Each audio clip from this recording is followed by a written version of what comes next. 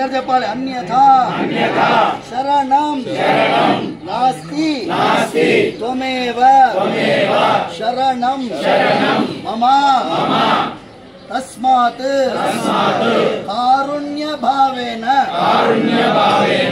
రక్ష రక్ష జనార్దన మంత్రహీనం క్రియాహీనం భక్తిహీనం యదర్చనం తత్సర్వం క్షమ్యతాం తత్సర్వం క్షమ్యతాం దేవ దీనం మాం ఆత్మసాత్ కురు. దీని అర్థం ఏంటంటే, స్వామి నీ తప్ప మాకెవరు దిక్కులేరు.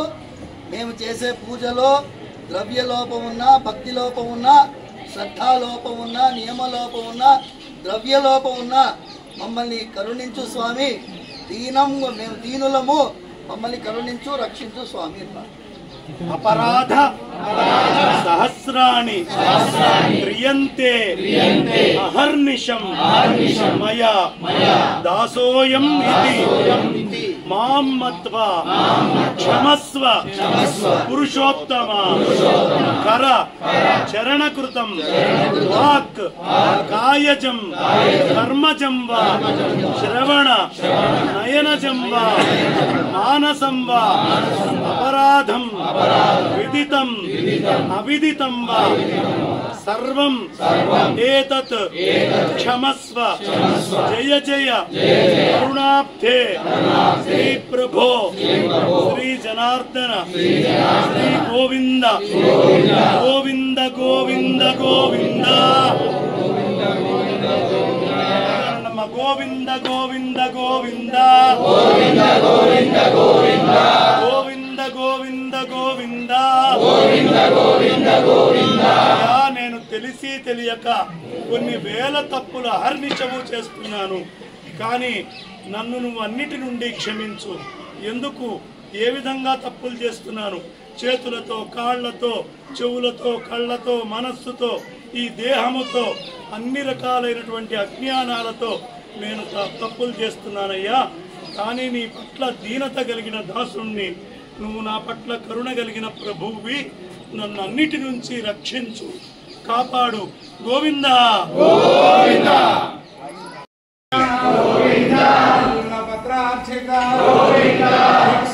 సంస్థ కేశవమూర్తి మండరూప రక్షక నిత్య కళ్యాణ దీన జనాభ శ్రీరామ ప్రియ సర్వోత్తమ జనార్దనమూర్తి సాక్షి రూప అభిషేక ప్రియ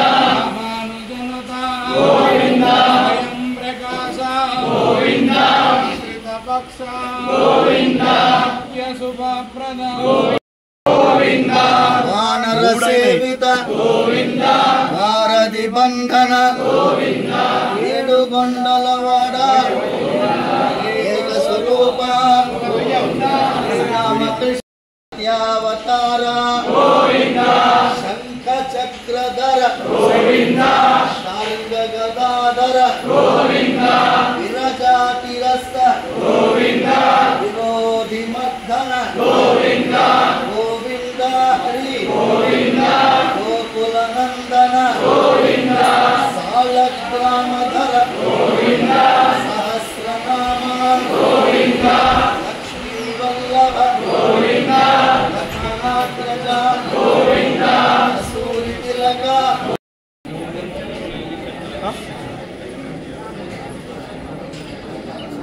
స్టార్ట్ సార్. స్వామివారు చిలుకూరులో, ఇది స్వయం వ్యక్త క్షేత్రం. తిరుమల కొండపై నుంచి నేరుగా దిగి వచ్చి భూలోకంలో నేరుగా నేను ఇక్కడ ఉన్నానయ్యా, తిరుమల రాలేని వాడు చిలుకూరుకి వస్తే చాలు అని స్వయం వ్యక్త క్షేత్రం చిలుకూరు వెంకటేశ్వర స్వామి క్షేత్రం. చిలుకూరుకి వచ్చినటువంటి వారు తిరుమలకి వెళ్ళినంత ఆశీర్వాదం దొరుకుతుంది. అలాగే తిరుమలలో స్వామివారి కైంకర్యంలో ఎలాగైతే భక్తి శ్రద్ధలతో మనం ఆచరిస్తూ ఉంటామో, చిలుకూరులో మనది ఆగమం వేరైనా కూడా, పాంచరాత్ర ఆగమం అయినా కూడా ఇక్కడ కూడా అదే భక్తి శ్రద్ధలతో కార్యక్రమాలు జరుపుతాయి. ఇవాళ పితృపక్షంలో వచ్చే శనివారం విశేషమైనటువంటి రోజు. పితృదేవతలందరూ కలిసి వచ్చి ఈ మహాలయ పక్షంలో మనందరి యొక్క ప్రవర్తన ఎలా ఉంది అని చూస్తూ ఉన్నారు. ఇది ఎంత దౌర్భాగ్యపు పని. తిరుమలలో వెంకటేశ్వర స్వామి అఖిలాండ కోటి బ్రహ్మాండ నాయకుడు. అంటే కింద 7 లోకాలు, పైన 7 లోకాలు, చతుర్దశ భువనాధీశ్వరుడు ఆయన. ఆయనకి వాడడానికి నెయ్యి కొనుగోలు చేసినప్పుడు ఎందుకండి అన్నిటికంటే చీప్ వస్తువు చూడాలి?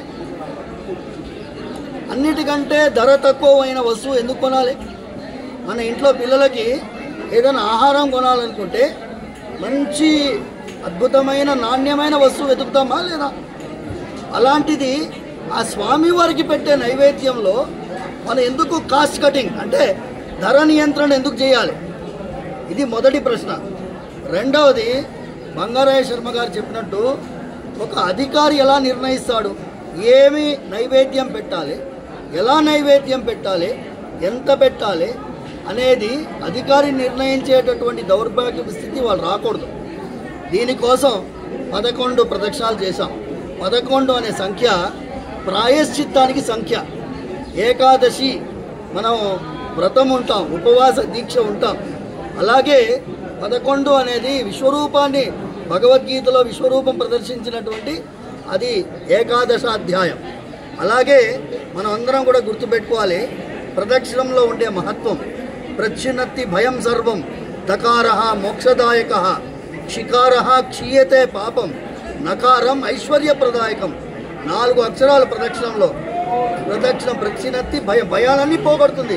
స్వామి నీకు చేసిన అపచారంలో మాకు ఏమి ఇబ్బంది వస్తుందో అని భయం, దాన్ని స్వామి క్షమించండి ప్రార్థించాం.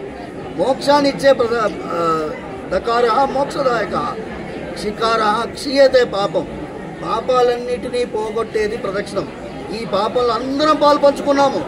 అక్కడ అధికారి కొంటున్నాడు అంటే మనందరం ఆయనకి అంత స్వాతంత్ర్యం ఇచ్చాం, మనందరం అందులో భాగస్వాములుగా ఉన్నాం. కాబట్టి ఇవాళ బయటపడింది కాబట్టి మనందరం 11 ప్రదక్షిణాలు చేశాము.